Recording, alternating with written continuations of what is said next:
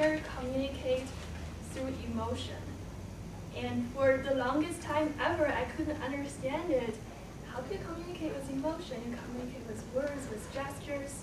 But today, after listening to James' speech, I think I've got a new interpretation on communicating through emotions.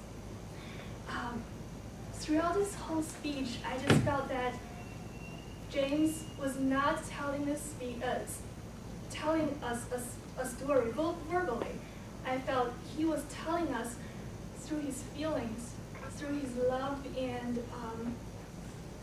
and heartache about a friend that he just lost.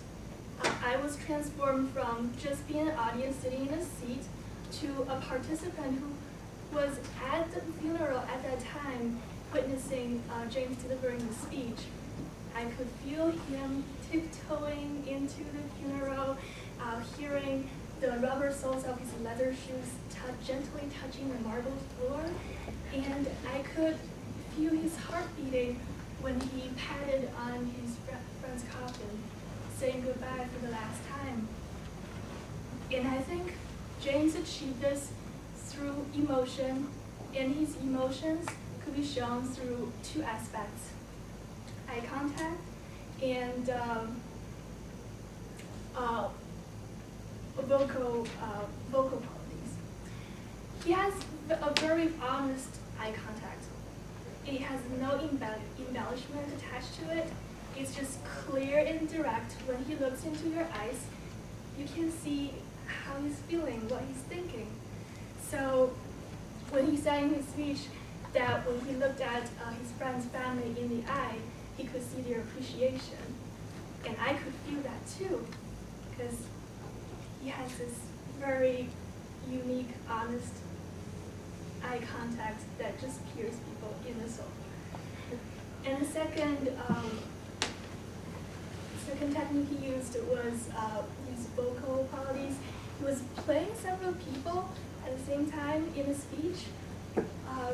He was his friend who's making fun of him in the bathroom. He was the